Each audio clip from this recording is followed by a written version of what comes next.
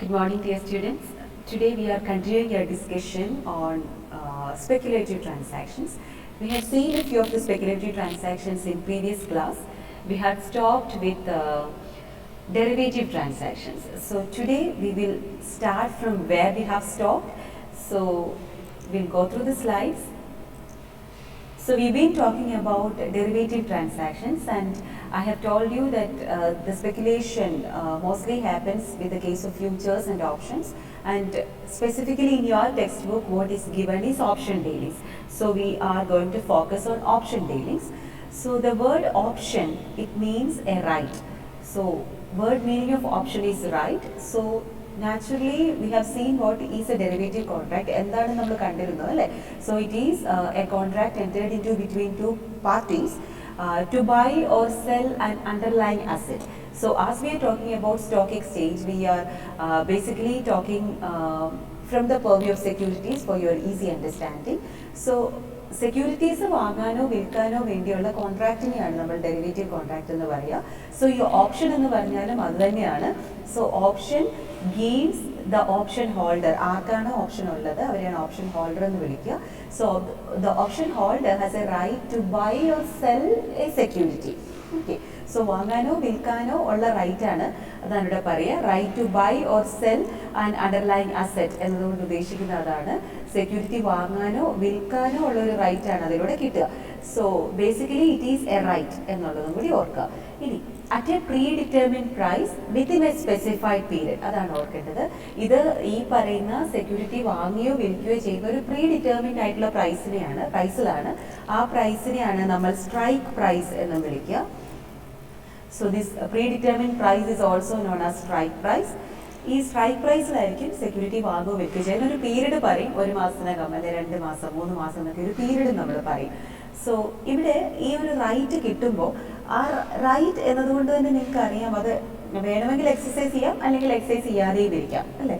ഇപ്പോൾ അത് ഞാൻ കേട്ടിട്ടുള്ള ഒരു ക്ലാസിക് എക്സാമ്പിളാണ് ഓപ്ഷൻ എന്ന് പറയുന്നത്. ഒരു റെയിൽവേ പ്ലാറ്റ്ഫോം ടിക്കറ്റ് പോലെയാണ് എന്ന് കേട്ടിട്ടുണ്ട്.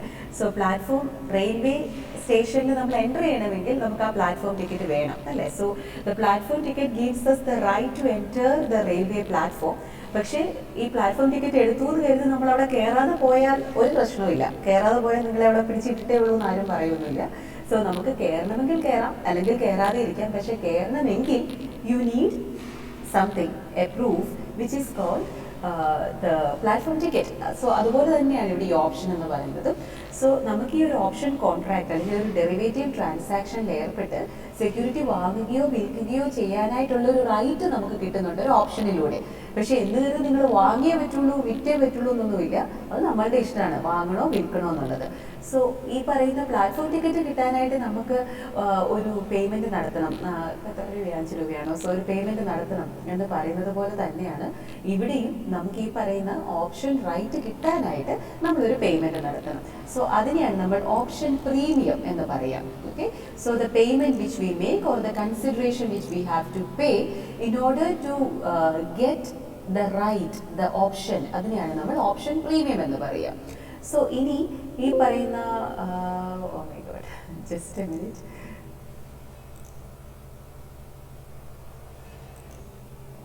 ഓക്കെ, സോ ഈ പറയുന്ന ഓപ്ഷൻ എന്ന് പറയുന്നത് നമുക്ക് 2 രീതിയിൽ ഉണ്ട്. ഓപ്ഷൻ എന്ന് പറയുന്നത് ഒരു മിനിറ്റ്, ഒന്നുകൂടെ ചെക്ക് ചെയ്യുന്നത് ഇവിടെ കറക്റ്റ് ആണ്. സോ ഓപ്ഷൻ എന്ന് പറയുന്നതിന് നമുക്ക് ബേസിക്കലി 2 ടൈപ്സ് എന്ന് പറയാൻ പറ്റും. One is call option and other is put option. ആ പേരുകൾ നിങ്ങൾ ഓർത്ത് വയ്ക്കുക. One is call option, other is put option. Call ഓപ്ഷനും പുട്ട് ഓപ്ഷനും. കോൾ ഓപ്ഷൻ എന്ന് പറഞ്ഞാൽ the right to buy and underlying asset. നമ്മൾ നേരത്തെ പറഞ്ഞായിരുന്നല്ലോ ഓപ്ഷൻ എന്ന് പറയുന്നത് റൈറ്റ് ആണെന്ന് പറഞ്ഞു. സോ വാങ്ങാനായിട്ടുള്ള റൈറ്റ് ആണെങ്കിൽ നമ്മൾ അതിനെ കോൾ ഓപ്ഷൻ എന്ന് പറയും. അല്ലെങ്കിൽ ഒരു സെക്യൂരിറ്റി വാങ്ങാനായിട്ടുള്ള കോൺട്രാക്റ്റിലാണ് നമുക്ക് ഏർപ്പെടേണ്ടതെങ്കിൽ what we buy what we enter into is into a call option. നമ്മൾ കോൾ ഓപ്ഷനിലാണ് എൻ്റർ ചെയ്യുക. അല്ലെങ്കിൽ സെക്യൂരിറ്റി വാങ്ങാനായിട്ടുള്ള ഒരു ഓപ്ഷനിലാണ് എൻ്റർ ചെയ്യുക. സോ നാച്ചുറലി വാങ്ങുക എന്ന് പറയുന്നത് ഏത് സ്പെക്കുലേറ്ററുടെ ജോലിയായിരിക്കും? ബുൾ സ്പെക്കുലേറ്ററുടെ ജോലിയായിരിക്കും. ഇനി പുട്ട് ഓപ്ഷൻ എന്ന് പറയുന്നത് റൈറ്റ് ടു സെൽ. ബാക്കി എല്ലാം സെയിം തന്നെയാണ്. Right to sell and underlying asset at a predetermined price within a specified period എന്നൊക്കെ പറയുന്നത് നിങ്ങൾ അതേപടി തന്നെ ഓർത്ത് വെച്ചേക്കുക.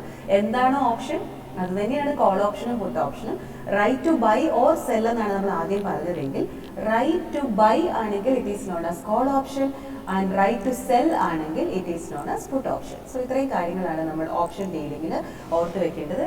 It is also a speculative transaction. Speculative transaction എന്ന് പറഞ്ഞാൽ നമുക്ക് പ്രോഫിറ്റ് ഏൺ ചെയ്യാനായിട്ട് സഹായിക്കുന്ന ഒരു ട്രാൻസാക്ഷൻ ആണ്. ആ രീതിയിലാണ് ഓപ്ഷൻ ഡീലിംഗ്സിനെ നമ്മൾ സ്പെക്കുലേറ്റീവ് ട്രാൻസാക്ഷനിൽ ഉൾപ്പെടുത്തുക. ഓക്കെ, സോ ഇത്രയും കാര്യങ്ങൾ ഓപ്ഷനെ കുറിച്ച് ഓർത്ത് വയ്ക്കുക. Now moving on to fraudulent transactions. Speculative transactionsന്റെ ഭാഗം തന്നെ ആണെങ്കിലും ഒന്നും കൂടി ക്ലിയർ കട്ട് കാറ്റഗറൈസേഷൻ കൊടുത്തു കഴിഞ്ഞാൽ these are the transactions which can be considered as a fraudulent transaction or unfair trade practice. അങ്ങനെയുള്ള ഒരു 4 ട്രാൻസാക്ഷൻസ് ഉണ്ട്. അതിൽ മൂന്നെണ്ണമാണ് നമ്മൾ ഇന്ന് ഡിസ്കസ് ചെയ്യുക. So that is wash sales, cornering and rigging the market. So നമ്മൾ പറഞ്ഞിരുന്നു സെബി വഴിയായിട്ടും അല്ലെങ്കിൽ സ്റ്റോക്ക് എക്സ്ചേഞ്ച് വഴിയായിട്ടും ഒക്കെ സ്റ്റോക്ക് മാർക്കറ്റിൽ അൺഫെയർ ആയിട്ടുള്ള അല്ലെങ്കിൽ എന്താ പറയുക അൺഡ്യൂ അഡ്വാൻറ്റേജ് എടുക്കുന്ന പ്രാക്ടീസസിനെയൊക്കെ റെസ്ട്രിക്ട് ചെയ്യാനായിട്ട് കൺട്രോൾ ചെയ്യാനായിട്ടുള്ള മെക്കാനിസംസ് ഒക്കെ ഉണ്ട്. എന്നിരുന്നാലും ഈ പറയുന്ന സ്പെക്കുലേറ്റേഴ്സിന്റെ സ്മാർട്ട്നെസ് വഴി they can engage in many speculative transactions which can be considered as fraudulent ones as well. So അതിനെ കുറിച്ചാണ് നമ്മൾ ഇപ്പോൾ പറയുക. So they are wash sales, cornering, rigging the market and insider trading. 4 type ഉണ്ട്. Wash sales, cornering, rigging the market and insider trading. So ഇതിലെ ഈ first 3 ആണ് നമ്മൾ ഇന്ന് ഡിസ്കസ് ചെയ്യാൻ പോവുക. Okay, so first we will talk about wash sales. Wash sales എന്താണെന്ന് ചോദിച്ചാൽ ഇവിടെ ഒരു സ്പെക്കുലേറ്റർ തന്നെയാണ്, സെയിൽസിലാണ് സ്പെക്കുലേറ്റർ എൻഗേജ് ചെയ്യുക. സോ ഈ സ്പെക്കുലേറ്റർ എന്താ ചെയ്യാന്ന് ചോദിച്ചാൽ ബേസിക്കലി പറയുകയാണെങ്കിൽ സ്പെക്കുലേറ്റർ ഒരു സ്റ്റോക്കിന്റെ പ്രൈസ് കുറഞ്ഞിരിക്കുമ്പോൾ ആ സ്റ്റോക്കിനെ വിൽക്കുകയും നാച്ചുറലി സ്റ്റോക്കിന്റെ പ്രൈസ് കുറഞ്ഞിരിക്കുമ്പോൾ വിറ്റാൽ അയാൾക്ക് നഷ്ടമാണ് ഉണ്ടാവുക അല്ലേ. സോ ആ നഷ്ടം സഹിച്ചുകൊണ്ട് തന്നെ ആ ഒരു സ്പെക്കുലേറ്റർ ഒരു സെല്ലിംഗ് ആക്ടിവിറ്റിയിൽ എൻഗേജ് ചെയ്യുന്നതിനെയാണ് നമ്മൾ വാഷ് സെയിൽസ് എന്നതുകൊണ്ട് ഉദ്ദേശിക്കുക. സോ ഈ വാഷ് സെയിൽസിൽ ബേസിക്കലി 2 ട്രാൻസാക്ഷൻസ് നടക്കുന്നുണ്ട്. ഒന്ന് ഒരു സെയിൽ നടക്കുന്നുണ്ട്, പിന്നീട് ഒരു റീപർച്ചേസ് നടക്കുന്നുണ്ട്. ഓക്കെ, സോ അതിനെക്കുറിച്ച് നമുക്ക് കാണാം. So speculator sells a losing security. Losing security എന്ന് പറഞ്ഞാൽ എന്താ? A security which is losing, that means a security for which the price is reducing. So price കുറഞ്ഞു പോകുന്ന ഒരു സെക്യൂരിറ്റിനെ വിൽക്കുകയും അതുവഴി അയാൾക്ക് നഷ്ടം ഉണ്ടാവുകയും ചെയ്യുന്നുണ്ട്. He bears a loss of അതെ. പക്ഷെ ചുമ്മാതൊന്നും ആയിരിക്കില്ല അല്ലെ. അപ്പൊ എന്താന്ന് ചോദിച്ചാൽ അവിടെ 2 ട്രാൻസാക്ഷൻസ് നടക്കുന്നുണ്ട്. ഒന്ന് സെയിൽ ഓഫ് എ സെക്യൂരിറ്റി എന്നുള്ളതാണ് ഫസ്റ്റ്. ആ സെയിലിലൂടെ അയാൾക്ക് എന്തുണ്ടാകുന്നുണ്ട്? അറ്റ് എ ലോസ്, അയാൾക്ക് നഷ്ടം സഹിച്ചുകൊണ്ട് തന്നെ അയാൾ സെയിലിൽ ഏർപ്പെടുകയാണ് ആദ്യം ചെയ്യുക. പിന്നെ അതിനുശേഷം എന്തും ചെയ്യുന്നുണ്ട്? റീപർച്ചേസ്. സെയിൽ നടത്തി ചുമ്മാ ഇരിക്കുകയല്ല ചെയ്യുക, പക്ഷേ he repurchases the same security within a period of 30 days. 30 ദിവസത്തിനുള്ളിൽ ഈ വിറ്റ സെക്യൂരിറ്റിയെ അയാൾ തിരിച്ചു വാങ്ങുകയും ചെയ്യുന്നുണ്ടെങ്കിൽ ആ ഒരു ട്രാൻസാക്ഷൻ ആണ് വാഷ് സെയിൽസ് എന്ന് പറയുക. So firstly he sells the securities incurring a loss and secondly he repurchases the securities within a period of 30 days. Okay, so ഇത് എന്തിനു വേണ്ടിയാണെന്ന് ചോദിച്ചാൽ ടാക്സ് റിഡക്ഷൻ ക്ലെയിം ചെയ്യാനായിട്ടാണ് ഇയാളിത് ചെയ്യുക. കാരണം സെക്യൂരിറ്റിയുടെ പ്രൈസ് കുറയുന്നു അല്ലെങ്കിൽ വാങ്ങിയ അസറ്റിന്റെ വില കുറയുന്നു എന്ന് പറയുമ്പോൾ അവിടെ ഒരു ക്യാപിറ്റൽ ലോസ് ഉണ്ടാകുന്നുണ്ട്. അതുവഴി ടാക്സ് റിഡക്ഷൻ ക്ലെയിം ചെയ്യുക എന്നുള്ളതാണ് ഇവിടെ സ്പെക്കുലേറ്ററുടെ ഉദ്ദേശം എന്ന് പറയുക.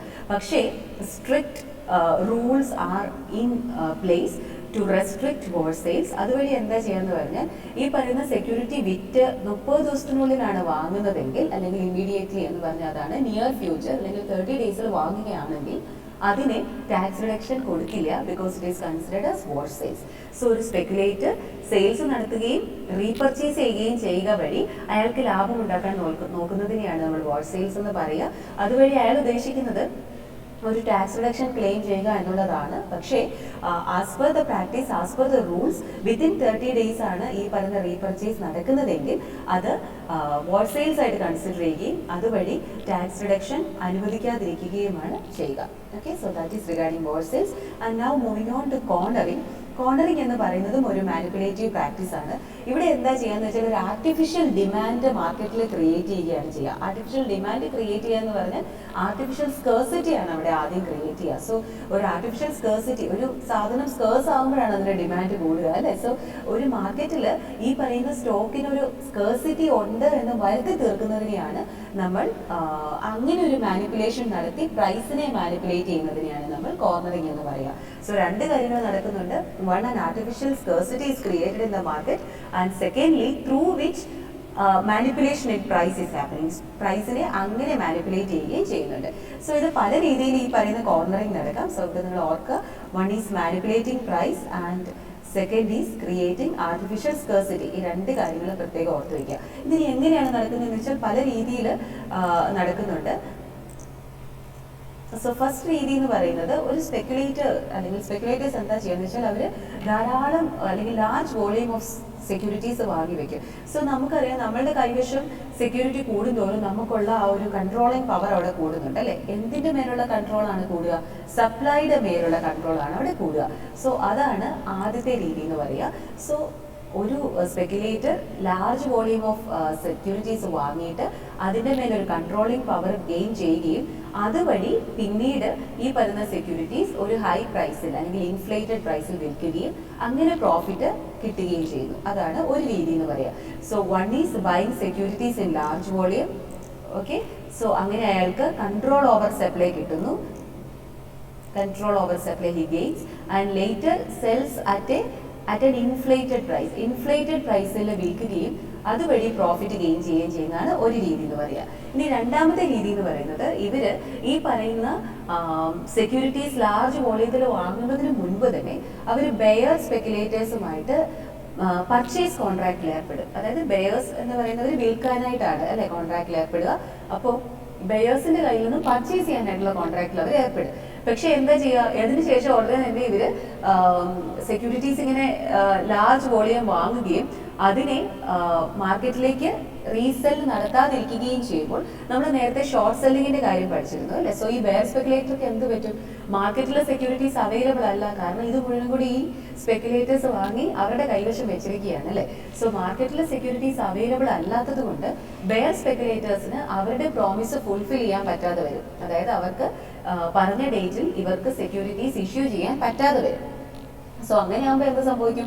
ഇവരവിടെ മിടുക്കന്മാരാവും. ഇവർക്ക് ഈ പറയുന്ന ബുൾ സ്പെക്കുലേറ്റേഴ്സിന് അവിടെ ടേംസ് ഡിക്റ്റേറ്റ് ചെയ്യാൻ പറ്റും. ബെയർ സ്പെക്കുലേറ്റേഴ്സുമായിട്ട് അവരിൽ നിന്നും പ്രോഫിറ്റ് അല്ലെങ്കിൽ അവരുടെ കയ്യിൽ നിന്ന് കിട്ടുന്ന ആ ഒരു കോമ്പൻസേഷൻ അവർക്ക് പ്രോഫിറ്റ് ആയിട്ട് ഗെയിൻ ചെയ്യാനായിട്ടും പറ്റും. സോ ഈ രണ്ട് രീതിയാണ് ഉണ്ടാവുക. ഒന്ന് എന്ന് പറയുന്നത് ലാർജ് വോളിയം ഓഫ് സെക്യൂരിറ്റീസ് വാങ്ങി കൺട്രോൾ ഓവർ സപ്ലൈ കിട്ടുകയും സെക്യൂരിറ്റീസ് ഇഷ്യൂ ചെയ്യുകയും ചെയ്യാതെ ഒരു ഇൻഫ്ലേറ്റഡ് പ്രൈസിൽ അത് വിൽക്കാൻ സാധിക്കുന്നു. അതിന്റെ തന്നെ വേറൊരു രീതിയാണ് ഈ പറഞ്ഞത്, ബെയർ സ്പെക്കുലേറ്ററുമായിട്ട് കോൺട്രാക്റ്റിൽ ഏർപ്പെടുകയും ബെയർ സ്പെക്കുലേറ്റർക്ക് ഈ പറയുന്ന പ്രോമിസ് ഫുൾഫിൽ ചെയ്യാൻ പറ്റില്ല, കാരണം മാർക്കറ്റിലെ സെക്യൂരിറ്റി അവൈലബിൾ അല്ല. അപ്പൊ എന്ത് ചെയ്യേണ്ടി വരും? ഈ പറയുന്ന ഇൻഫ്ലേറ്റഡ് പ്രൈസിൽ ബുൾസിന്റെ കയ്യിൽ നിന്ന് വാങ്ങിയിട്ട് തന്നെ അവർക്ക് വിൽക്കേണ്ടതായിട്ട് വരും. സോ അങ്ങനെ വാങ്ങി വിൽക്കുക എന്ന് പറഞ്ഞാൽ അതിന്റെ ആ ഒരു മാർജിൻ എന്താണോ അല്ലെങ്കിൽ ആ ഒരു ഡിഫറൻസ് എന്താണോ അത് ഇവർക്ക് പേ ചെയ്യേണ്ടതായിട്ട് വരും. ഓക്കെ, സോ അങ്ങനെ പ്രോഫിറ്റ് ഏൺ ചെയ്യുകയാണ് കോർണറിംഗിൽ സംഭവിക്കുക. സോ അടുത്തത് റിഗിങ് ദ മാർക്കറ്റ് ആണ് നമ്മൾ പറയുക. റിഗിങ് ദ മാർക്കറ്റ് എന്ന് പറയുന്നത് ഒരു ഇല്ലീഗൽ ആക്ടിവിറ്റി തന്നെയാണ്. ഇവിടെയും സംഭവിക്കുന്നത് ഇല്ലീഗൽ എന്ന് പറയുമ്പോൾ ഒരു ആർട്ടിഫിഷ്യാലിറ്റി ക്രിയേറ്റ് ചെയ്യുന്നുണ്ട്, ഒരു ആർട്ടിഫിഷ്യൽ പ്രൈസ് ക്രിയേറ്റ് ചെയ്യുന്നുണ്ട്. നോർമലി പ്രൈസ് എങ്ങനെയാണ് സെറ്റ് ചെയ്യാന്ന് ചോദിച്ചാൽ, പ്രൈസ് എങ്ങനെയാണ് ഫിക്സ് ചെയ്യാന്ന് ചോദിച്ചാൽ, it is between the interplay or the interplay between demand and supply. ആ ഒരു ഡിമാൻഡ് ആൻഡ് സപ്ലൈ ഇന്ററാക്ഷൻ വഴിയാണ് പ്രൈസ് ഫിക്സ്ഡ് ആവുക. അതൊരു നോർമൽ ആൻഡ് നാച്ചുറൽ പ്രോസസ് ആണെങ്കിൽ, റിഗിങ് ദ മാർക്കറ്റിൽ ആ ഒരു നാച്ചുറൽ പ്രോസസ്സിനെ എന്താ പറയുക, കേർട്ടെയിൽ ചെയ്യാണ് അവർ ചെയ്യുക, അതിനെ നശിപ്പിക്കുകയാണ് അവർ ചെയ്യുക. എങ്ങനെയാണ് ചെയ്യുക എന്ന് ചോദിച്ചു കഴിഞ്ഞാൽ, അവര് സെക്യൂരിറ്റീസിലേക്ക് ഇൻവെസ്റ്റേഴ്സിനെ അട്രാക്ട് ചെയ്യും. സെക്യൂരിറ്റീസിലേക്ക് ഇൻവെസ്റ്റേഴ്സിനെ അട്രാക്ട് ചെയ്തിട്ട് ലേറ്റർ അത് ഒരു ഹൈ പ്രൈസിൽ അവർക്ക് വിൽക്കുകയാണ് ചെയ്യുക. സോ സെക്യൂരിറ്റീസിലേക്ക് ഇൻവെസ്റ്റേഴ്സിനെ അട്രാക്ട് ചെയ്യണമെങ്കിൽ എന്ത് ചെയ്യണം? ഇത് വളരെ പ്രോഫിറ്റബിൾ ആണ് എന്ന് തോന്നിപ്പിക്കണം അല്ലെ. അതിനുവേണ്ടി അവർ എന്ത് ചെയ്യുമെന്ന് ചോദിച്ചാൽ, പ്രൈസ് കൂടി നിൽക്കുമ്പോൾ ഷെയർസ് പർച്ചേസ് ചെയ്യും. സോ പ്രൈസ് കൂടി നിൽക്കുമ്പോൾ ഷെയർസ് പർച്ചേസ് ചെയ്യുമ്പോൾ നോർമലി ആളുകൾ വിചാരിക്കും, ഓക്കെ എന്തോ സംഭവിക്കുന്നുണ്ട്, ഇവിടെ ആ പ്രൈസ് ഇനി കൂടാൻ പോവുകയാണെന്ന് ചിന്തിക്കും അല്ലേ. സോ അങ്ങനെ എന്ത് ചെയ്യും? പലരും സെക്യൂരിറ്റീസ് വാങ്ങും. സോ അങ്ങനെ പ്രൈസ് കൂടി നിൽക്കുമ്പോൾ സെക്യൂരിറ്റീസ് പർച്ചേസ് ചെയ്തിട്ട് ആളുകൾക്ക് സെക്യൂരിറ്റീസ് വാങ്ങാനായിട്ടുള്ള താല്പര്യം ഉണ്ടാക്കുകയും അവരെ സെക്യൂരിറ്റീസിലേക്ക് അട്രാക്ട് ചെയ്യുകയും ചെയ്തിട്ട് കൂടുതൽ പ്രൈസിൽ അല്ലെങ്കിൽ ഈവൻ ഹയർ പ്രൈസിൽ അത് വിൽക്കുകയാണ് ചെയ്യുക. സോ പ്രൈസ് കൂടി നിൽക്കുമ്പോൾ വാങ്ങുന്നത് ഇനിയും ഒരു പീക്ക് പ്രൈസിൽ അത് എത്തുമ്പോൾ അതിനെ വിൽക്കാം എന്നുള്ളൊരു പ്രതീക്ഷയിലാണ്. സോ അതാണ് നമ്മളിവിടെ പറയുക. സോ ഒരു ആർട്ടിഫിഷ്യൽ പ്രൈസ് ക്രിയേറ്റ് ചെയ്യുന്നുണ്ട് മാർക്കറ്റിൽ. It affects the interplay between demand and supply. ആ ഒരു ഡിമാൻഡ് ആൻഡ് സപ്ലൈനെ നശിപ്പിക്കുക, ആ ഒരു ഇൻട്രാക്ഷനെ നശിപ്പിച്ചിട്ട് ഇവർ ഡിക്റ്റേറ്റ് ചെയ്യുകയാണ് ചെയ്യുക. എന്താണ് ചെയ്യാന്ന് വെച്ചാൽ അട്രാക്ടിങ് ഇൻവെസ്റ്റേഴ്സ് എന്നുള്ളതാണ് ഇവിടുത്തെ ഒരു പരിപാടി. And selling the securities at a blown up price or an inflated price. കൂടിയ പ്രൈസിൽ, ഇൻഫ്ലേറ്റഡ് ബ്ലോൺ അപ്പ് പ്രൈസിൽ സെക്യൂരിറ്റി വിൽക്കുകയും ചെയ്തു. അതെങ്ങനെയാണ് സാധ്യമാകുക എന്ന് നമ്മൾ പറഞ്ഞ് പർച്ചേസിങ് അറ്റ് റൈസിംഗ് പ്രൈസസ്. ഇവരെന്ത് ചെയ്യും? ആദ്യം സെക്യൂരിറ്റി പ്രൈസസ് കൂടി നിൽക്കുമ്പോൾ അത് വാങ്ങും. അതിനുശേഷം ഇതാണ് ആദ്യം സംഭവിക്കുക കേട്ടോ. ഇത് ആദ്യം സംഭവിച്ചിട്ട് അതിനുശേഷം എന്ത് ചെയ്യും? കസ്റ്റമേഴ്സിനെ അട്രാക്ട് ചെയ്ത് അത് അവർക്ക് ഒരു ഹയർ പ്രൈസിൽ കൊടുക്കും. ഇതിനെയാണ് നമ്മൾ ലാഡറിങ് എ സ്റ്റോക്ക് എന്ന് പറയാം. ഈ ഒരു ആക്ടിവിറ്റി സെക്യൂരിറ്റി പ്രൈസ് കൂടി നിൽക്കുമ്പോൾ വാങ്ങി അതിലും ഹയർ പ്രൈസിൽ അത് വിൽക്കുക, അതിലൊരു പീക്ക് പ്രൈസിൽ അതിനെ വിൽക്കുന്നതിനെയാണ് ലാഡറിങ് എ സ്റ്റോക്ക് എന്ന് പറയുക. ഇനി റിഗിംഗ് ദ മാർക്കറ്റ് എന്ന് പറയുന്നത് വേറൊരു രീതിയിൽ നടക്കും. അല്ലെങ്കിൽ റിഗിംഗ് ദ മാർക്കറ്റ് എന്നുള്ള മറ്റൊരു പേരാണ് പ്രൈസ് ഫിക്സേഷൻ ഓർ കൊള്യൂഷൻ എന്ന് പറയാം.